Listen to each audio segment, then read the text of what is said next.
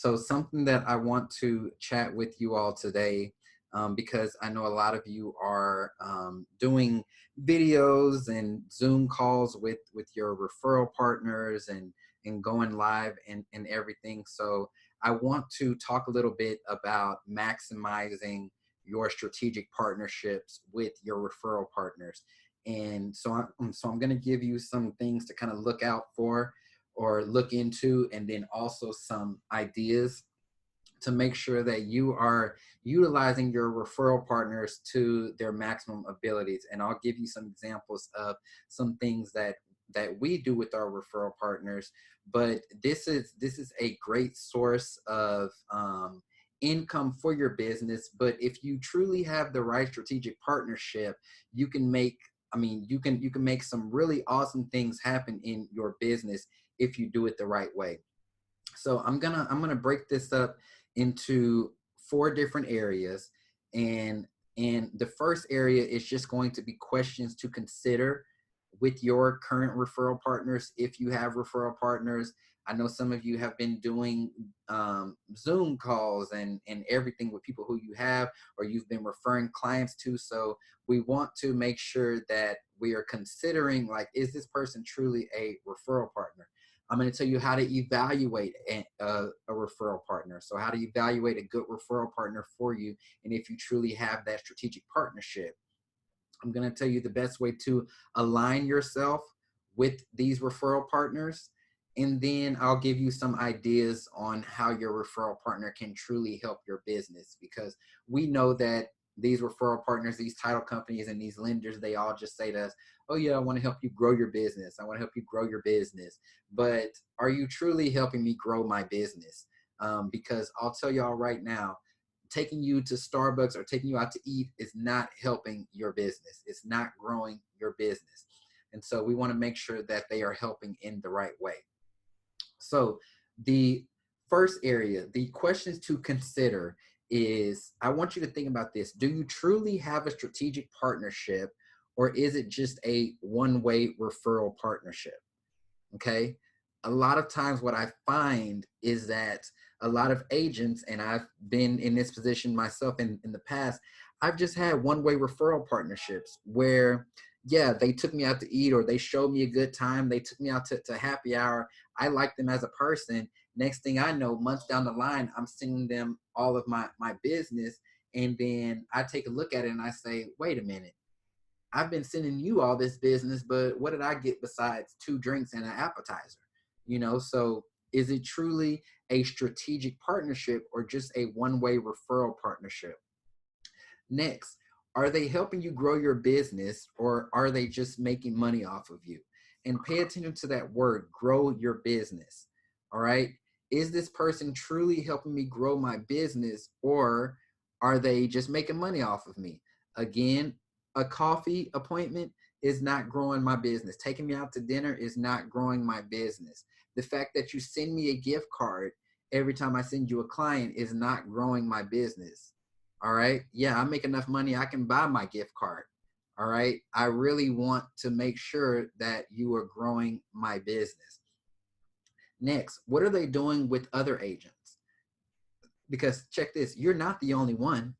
You're not the only one. And if they're working with a smart agent or a mega team, I'm pretty sure they're doing some things that with them that they're probably not doing with you. They're just doing the bare minimum with you because they can get away with it and you don't complain, or you don't give them another option. But probably for some of these big teams, and I'm gonna talk about what they're probably doing with those big teams, they're earning that business and they're making sure that that business doesn't go away. And then next, you want to make sure, or you want to consider, does your referral partner have a marketing budget? Okay.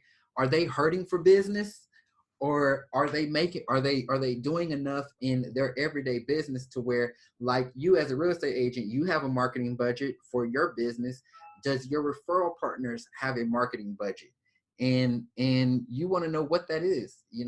What budget do you have? I know what type of budgets all of my referral partners are working with. I know what they can allocate for my team. I know what they give to other teams. I know what they base it off of. I know what the title company that I work with, I know the amount of deals that we have to send them before they want to do X, Y, and Z, because I know what that budget looks like. Okay. So those are some questions to consider with your current referral partners, and don't be afraid to ask them these. Next, evaluating a partner, and this can be your current partner or this can be a future partner that you're thinking about working with. Evaluating this referral partner to see if they are a good fit for your business and can they be long term. I know Daniel mentioned last week, or he asked the question of how do I set the expectation, or like how do I know if I should keep sending them business? Well, we have to evaluate them to see if, from the get-go, to see if this can truly be a long-term referral partner. Something about lenders, they don't make as much as we make on transactions. So again, with that marketing budget, do they even have money in the bank to where they can even provide anything else for us besides the coffee? So the first thing, have you ever been to their office? Okay. Do you know where their place of business is? Do you know what it looks like? Is their office the Starbucks, or are they truly in an office where there's support, where their underwriters are down the hall, or where they can go to someone for questions? Do they have a setup? Are they organized? You want to know this stuff. Okay. Are they brand new at that office to where they don't know anybody? So have you ever been to their office? Do you know how their business or team operates? All right. All these referral partners want business, but how does their team truly operate? Because I had to find this out the hard way.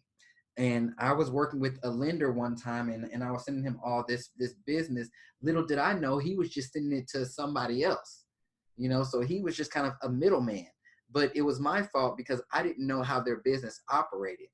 Now, my team, on the other hand, my team of referral partners, I know who they are. I know who their assistants are. I know every take my lender for instance. I know who his loan partners are. I know who his processor is. I know who he is, of course. I know the process that he has in place. I know when he meets with his team to get updated on all the files. I know all of this stuff. So I know how he operates. I know what's going to happen to a client once I refer them to them. I know when they get pre-approved, he's going to send them cookies. I know that they're going to be contacted on this day every single week. I know that they're going to be invited to client appreciation events that he hosts for the people who he puts mortgages and home loans on. So I know all of this stuff. Next, to evaluate them, how many referrals have they sent you? Okay.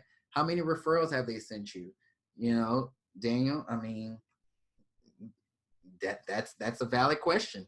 You've sent them 20, 30 people. How many have they sent you? Next, do they provide education to you without asking for it? Like, do you have to chase down your lender to see, hey, I just saw this on the news. What does this mean? Or hey, I hear that things are changing. Can you update me on that? Like, do you have to chase them down for information, or do they provide that education to you without you even having to ask for it? Okay. Don't send me just these CE courses or these continuing education courses that your firm is offering when like, why do I need a CE course on the 1-to-4 contract or the standard contract? I've done a million of these. No, educate me on what's relevant to me. And this is going to happen by you knowing my business, knowing the level that I am at. Next, how often do they reach out to you personally? All right, this is a big one for me, and not just your marketing email that you send to everybody. How often do you reach out to me personally to check up how I'm doing, if I need any assistance, what's going on? And this better not be just when you realize that you haven't gotten any business from me in a while. And there's probably a reason why. Okay. Are you checking up on me to make sure that I'm even doing okay? Next, on the flip side, do they know the ins and outs of your business, how you like to operate? Okay. Do they know what your team looks like?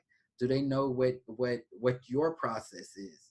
All right. Do they know how to replicate you so that when you send them a piece of business, a lead, a referral, the client doesn't feel like they're speaking to a totally different whole operation, that they use different language from you. Their process is not as tightened up as yours is, because that can lose you business. You know, you want to make sure that when you're referring people over, it's a seamless referral, and people are feeling like it's truly an extension of your business and not just some random person that you sent them to. Okay. And this is achieved by them knowing the ins and outs of your business. And along with that, number 7 is, are they catering to your process? Okay. Have you put a process in place for them, and are they following it? Are they catering to it? I remember one time I was working with this lender early on in my business, and you know, I said from day one, I want to run a super professional business. I want that, you know, I want to call people Mr. and Mrs. such and such. I want to show respect and this and that. And I was doing this the whole time with this one client, and I pushed him up. I mean, I sent him over to the lender, and the client, I mean, the lender thought that just because this client was 25 or 24, he gets on the phone with them. He's like, yeah, homie, this, bro, all this kind of stuff, just because the guy was young. And then he's looking at me like, who the F did you send me to? Like, this guy's not my homie. I don't know him like that. You know, so this man wasn't catering to my process. Okay, he was coming to me like that because that's how I was coming to everybody. But you mean when I put you on the phone with somebody, then all of a sudden you change it up and all this because you assume just because he's young? Like, no. Okay, so they need to cater to your process. So this moves into making sure that you are well aligned with your referral partners. All right. And number one of aligning with that referral partner is, have a process of how you want business to work with you. Okay. Tell them, and you have to tell them, you have to lay it out. Hey, I want, whenever I send you a lead, I want them to be contacted within 12 hours, nothing more. Of course, like if sooner, that would be great. But my process is, they're used to me being quick and on it. And so I'm not just trying to come and disrupt your business, but they have to be contacted within this amount of time, because I'm setting that expectation with my client. Okay. Another process, at every closing, we want a photo to be taken. Okay. I don't want to be that agent who says, yeah, let's take a picture, because automatically in my client's mind, you know, they're thinking about, oh, they just want to put it on Facebook and all this kind of stuff, which, you know, yeah, we do that, but I want my title company to facilitate that. Once we've gotten all the documents done and signed, you start the photo. You say, hey, let's go ahead and get a photo. All right. I want y'all to facilitate that. When my lender gets somebody pre-approved, I want y'all to send them cookies. Okay. And on that card, say that it's from both of us. Okay. I want my clients to be updated every single Tuesday. Therefore, call me and update me no later than Tuesday morning at 10 o'clock a.m., because I do my update calls during my power hour at 11. So that's part of my process. If we're going to work together, we need to be well aligned. So I need you to follow these steps, because I want to make sure that I'm looking a certain way to my clients, and I want to make sure that you're looking a certain way. Okay. I'm going to be edifying you. I'm going to tell them that you're the greatest lender ever. I need you to do the same thing for me. Tell them that they have the greatest agent ever working for them. We can do this. Okay. This is where we are aligning, working together, and it's making the client feel at ease. They feel like they are working with two powerful people. Even though we're running two separate businesses, I know that there's a certain way that my lender likes things. Like he likes us to be put on an intro email with the client. He's given a specific paragraph that he wants to be in there. He says, CC my loan partner, CC me on it, put the client's name. Okay, I'm willing to follow that for them. Here's what I need you to do on the flip side for me. Okay, but we're well aligned and it works for us. Next, another way to make sure that you are well aligned is to track. Okay, track everything. Every single referral you have sent a lender, whether it closed or not, you need to know. Okay, you need to know who all you've sent to your referral partners. You need to know the total volume that you've sent them. So whatever small lead from 80,000 to 1.2 million, you need to know the volume that you've sent your referral partners. This goes for lenders, title companies, inspectors, attorneys, whoever, roofers, whoever you have set up strategic partnerships with. You need to know, and you need to track every single thing that you've done with them. Okay. You need to know on your end the total volume of the total volume percentage of business that you've given to this person. So for instance, if you've closed 100 deals and you've sent 50 of them to this one lender, then they have closed 50% of your volume. Okay, you want to know this metric. Okay, you want to know the unit percentage. Okay, you've closed 50% of the units, or whatever. Know these numbers.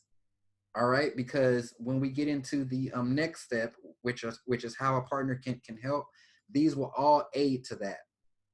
So track everything.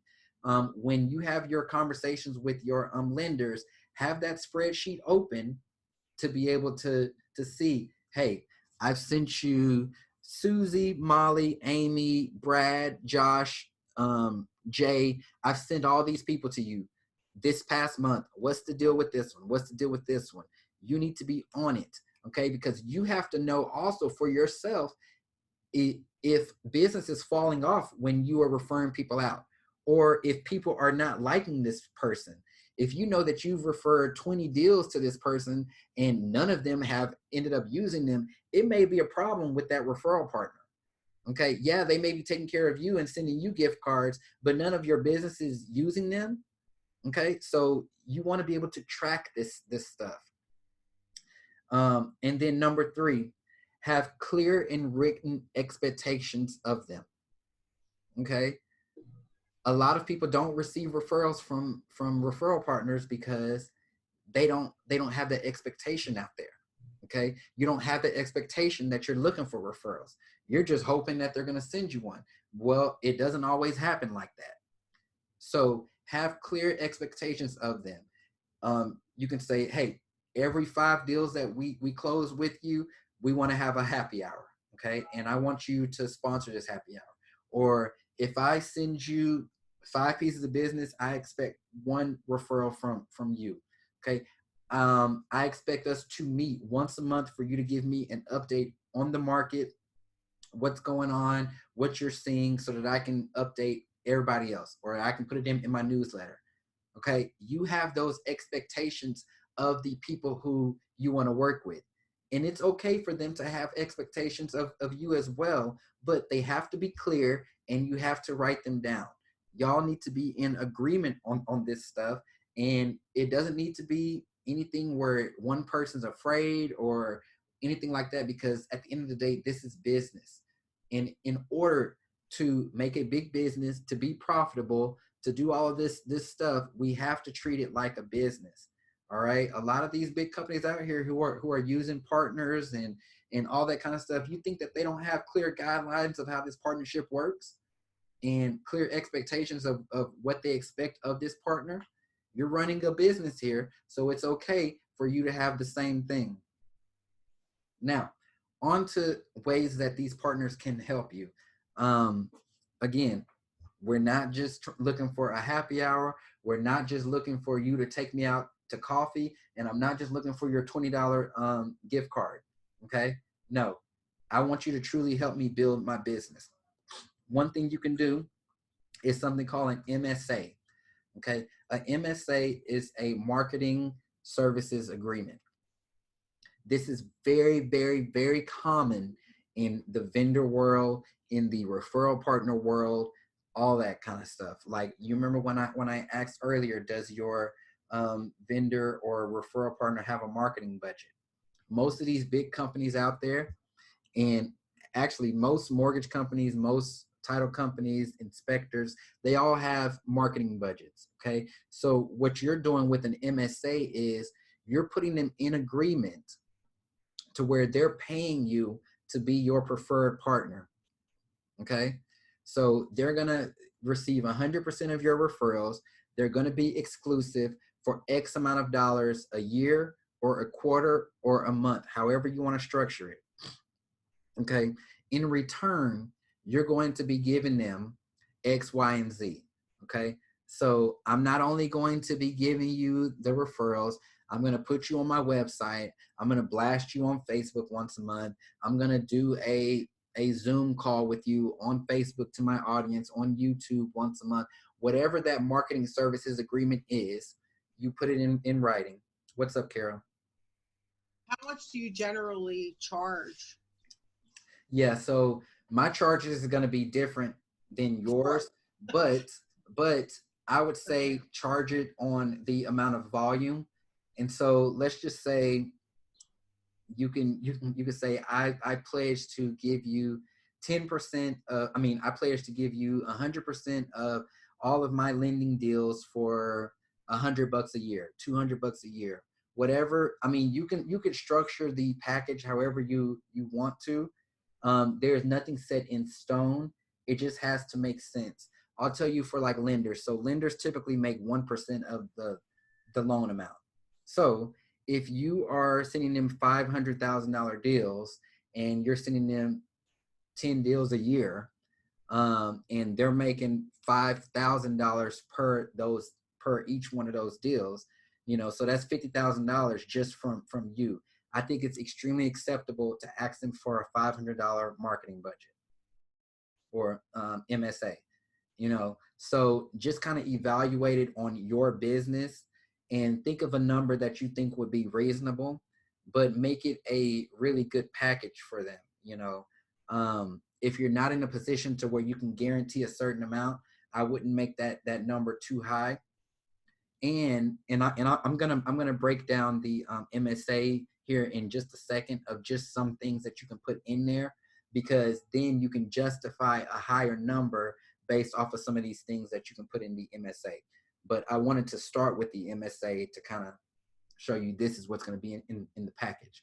So moving through with the MSA, some things you can put in there is custom folders. So I'm not sure who all does presentation folders, but when you meet with a client and you put all your buyers rep, your listing presentations, all that kind of stuff, some people just give a manila file folder, and some people can get custom folders created.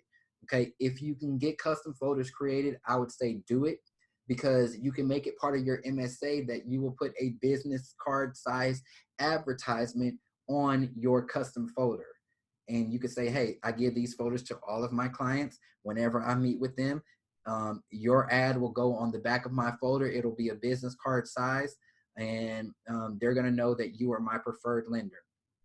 You're my preferred inspector. See, there goes Carol with Remax's folder right there. And yeah, so you can get those printed. See, she has her name on it. So Carol, you can put on the back of that folder, you can put business card size graphics of each one of your partners that you have under an MSA, and that can be part of your package. Next. Can I share with everybody real quick? Yep. That's okay. Yep. I do the folders myself. I get these from Staples. You can get 10 in a pack. I think they were like $7.80. Mm-hmm. And then they sell these printable labels that are clear that go right on the front. You want to do it on the white folder because the labels are actually like a smoky white. So they're not clear, and they go right on there, and you can print them and you can put anything you want on the front of them. And so I get 10 folders for just under $20 because I can't afford 500 folders. So I just want to share that. Yep. Great. That's awesome. Yeah. So you can do the custom folders. Next, a vendor list. So and partners love this. Like, you will be on my exclusive vendor list. All of my clients get this. I put my vendor list on my website. You will be the only lender on there. Okay, so vendor list, that can be part of your MSA. Giving them the opportunity to sponsor happy hours. So look, I said you can have the opportunity to sponsor happy hours. At my happy hours, we invite all of our past clients. And so we typically have 20 to 30 people there. You will be the lender who gets to sponsor this. You will be able to attend. You can come in there. I'll give you 5 minutes to speak. You can work the room. You can talk to people about refinancing, but you get that opportunity by being our exclusive partner. Okay. Next, seminars, trainings. Okay. Whenever I do a home buyer seminar, you will be the one. Now, trust me, I can get any lender in this city. They would love to come to one of our home buying seminars. Okay. They would love to be the one getting all that business of this seminar that we have 50 people at. But you will be the one there. Your logo will get to go on our advertisements. You'll get to speak alongside us. You can put whatever you want in our giveaway bags. You get to be that exclusive partner. All right. And then of course you're going to get all of my leads and referrals, cherry on top. All right. So if you don't want to full on do a MSA, because like I said, MSA, when you get into that, people do want exclusivity, whatever the word is, hell. But you can still have these options for other people. Like us, I don't have an exclusive MSA with a lender because I have a few lenders that we like working with. But I do give our lenders the opportunity to, okay, hey, you get this happy hour, you get this next happy hour. Okay, you get this seminar, you get this next seminar. Okay, but we have clear expectations of what we need you to do. Here on our team, every single Friday we have what's known as partner meetings. It's a clear expectation that if you're coming in for our partner meetings and we're going to give you the floor for a whole hour, you have to bring breakfast. All right, that's a clear expectation. Like, you have to bring breakfast for the whole team. You get to talk for an hour. You get to bring whatever materials you want to bring, all that kind of stuff. But we have expectations for all of these. All right, y'all, they have these budgets to do this stuff. Okay, but they're only going to do it if you ask. Okay, because if they know, like I said, that they can get away with just taking you out to eat and spending $30, then they're going to do that, and they're going to expect all your business. So utilize your referral partners, set up actual strategic partnerships with them to help grow your business. Okay, they're doing this for other people. And if you play this the right way, it can significantly cut your marketing budget because you won't have to spend as much money. Okay, you don't, and it doesn't have to be like, don't feel like you have to completely change your business and put their logos everywhere. It's literally how much how you structure it. But see, here's how I can do this. Here's where I can do this again, because I can literally walk in any of my referral partners' offices or any of my strategic partners' offices and say, look, I'll bust out my little laptop. I'll bust out my little chart just because I'm that kind of guy. Look, past 90 days. Here's how much we've sent you. This is the percentage of business. Past year, here's the percentage of our business that have been referred to you. Here's what's closed. Here's this and that and this and that. Here's how many leads you've gotten in the last month, because we track all of that. KP, didn't I ask everybody on this call today, everybody on our sales meeting earlier, did you refer that to any one of our partners? Because we keep track of every single one of those referrals. Okay, whether they closed or not, we track them. Okay, because it's like at the end of the day, whether they didn't close because they got scared of the corona, or they weren't credit ready, or whatever the case is, you still have that contact information. You still have that ability to follow up with them. They can close a year from now. That still came from me. So it doesn't matter whether they did it or not. You got that business. Okay. And not only did you get that business for right now, you probably got them for a refinance in the future. You probably got them for another buyer in the future. Like, I'm building your business. So I need you to do the same for me. Okay. Feel empowered when you're having these conversations. You all are business owners. Have these conversations with people. And if you can't, or if they're not willing to go down this road, trust me, there's so many other people out there who are, that'll appreciate you giving them this opportunity. Okay, that's it. Sorry, I started preaching, but this is real stuff, and this is how you're going to make sure that you're not, for one, spending all of your commissions on trying to market to people. Let these people with these big budgets do this. You know, a lot of them work for big corporations, these big lenders, these big insurance firms, these big companies. Like, we're the ones who are like, our brokerages aren't giving us the marketing budgets. You know, they ain't barely even giving us a desk.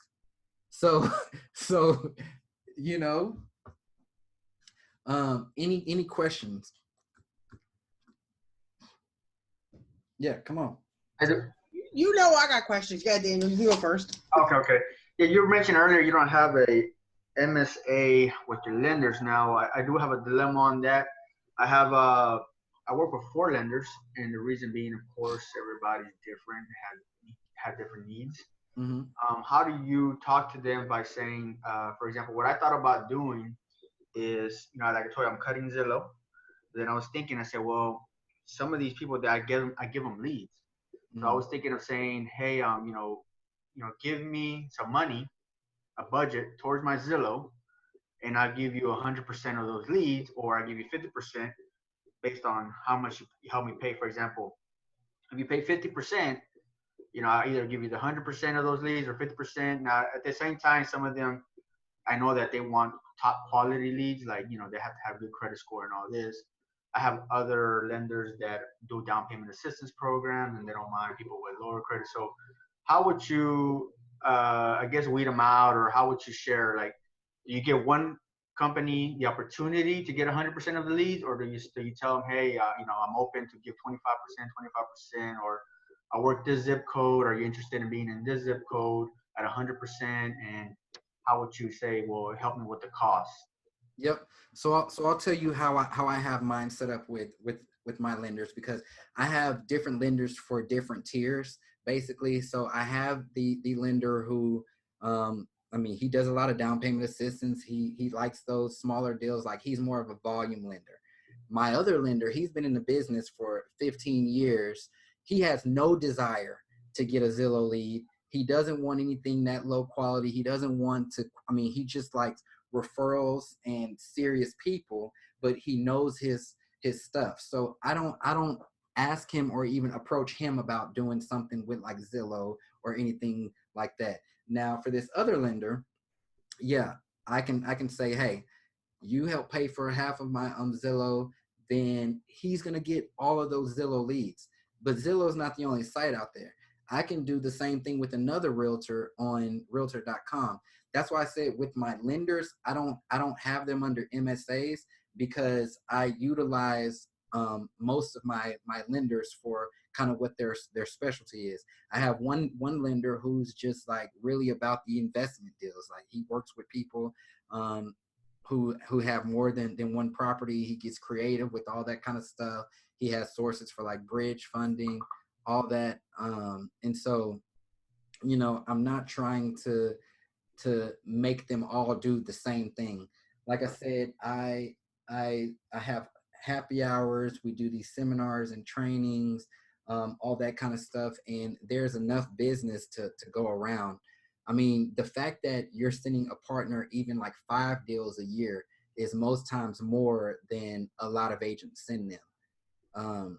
They're out there probably getting 1 deal from an agent, you know, every couple of months, because they're just not at that level. So feel empowered the fact that you've even sent them more than one piece of business, and utilize them where you think they best can be utilized, you know, and this can be based off of budget. Like, there's one of my lenders, I wouldn't invite him to speak at one of our things. Like, he's just not a good speaker. I know he knows his stuff though, and he has a really good process, but he's boring, he's old, and he will bore people. But the man is smart and he knows his stuff. And so, you know, I place people in the buckets that I feel like they're most appropriate. But those people, they still do send you leads, though. You have an agreement with them as far as, hey, I'm gonna use you, but you need to send me X amount of leads a year. Yeah. I have that with one of them. But with my other 2, I utilize them so much in other places, to where I'm not necessarily looking for them to send me a lead. Because, okay, for instance, if I'm using one of my lenders at a home buying seminar, right, I may have like 40 to 50 people there. Okay. And all I need them to do is get up there and rock the house, get these people excited about it, and help me close at least half of them. I'm happy. I'm not looking for another lead. I'm not looking for anything to come out there. I'm just looking for them to be able to follow up with these people the same way that I'm following up, doing this, that, and the other. Okay. You leverage Now, a little different then without requesting a lead. yeah, because for me, a lead isn't everything. From them, like I get leads from other places. Now there's one of my partners. We do have that agreement, and we specifically sat down and we put it on paper that we're going to exchange at least X amount of leads a year. He's held up his end of the bargain. I've held up my end of the bargain for a couple years now, and we're good. But I mean that's what I use him for. I don't use him for anything else. You know, he's not the one that's on this and that. Like, we just have that agreement. So it's up to you how you want to place them, but just know that, like, a lead isn't everything. I mean, maybe since you get out there and you send gifts to people, and you get out there and you do farming, maybe you can have one of your lenders, instead of it being about leads, have them pay for all those postcards. That way you don't have to, hold up a certain end of a bargain, and they don't hold that up. Like, just run me that money every month so I can do my farming. And if anything comes of this, then I'll throw them to you. Okay. On your end, you're mostly getting listings, but it's still a marketing agreement. I got it. Yeah. All right, Carol. We'll come right back, darling. So I'm in a market where there are already several very large teams, and in Delaware, it's very small, Mm-hmm. So how do I go about hunting down those lenders? And then once I do, how do I verify that they're actually worth working with? You know what I mean? That they are doing the follow-up and they are tracking that client. And maybe it's not business today, but it's business in 6 months. And so they're staying in touch. And then above all of that, is this being, so I guess I'm having a disconnect on, I thought we weren't allowed to take a spiff from the lender. So is that why we're having them directly pay for the marketing? Yes. So with lenders, they can't kind of physically give you their credit card and this and that. But so, like, most of the lead companies like Zillow, even some of these like postcard farming companies and this and that, they will let you charge 2 separate cards for like services. So, like, let's just say you're partnering with a lender on Zillow leads. Zillow will put your lender's card on file and your card, and they will split it up monthly. When it comes to some of these seminars and everything, the lender isn't giving you money, but you can say, hey, I want you to pay for all the food. Okay. And so they can do that because they have to turn in their receipts, and then there's like RESPA. And then with lenders, there's a certain percentage that they can do. And I think it's like 49% or something like that. Or 40%. But so they can work it out. I think you were on the phone when we kind of talked about seeing like which ones were good, but I'll just run through them right quick, and then you can watch the replay to hear the explanation of them. But evaluating a partner. So have you been to their office? Do you know how their business and their team operates? So have you physically seen it, or have they given you a good rundown? How many referrals have they sent you in the past? Do they provide education to you without you even asking for it? How often do they call to reach out to you personally, and not just a marketing email? Do they know the ins and outs of your business? And then lastly, are they catering to your process? And I'll drop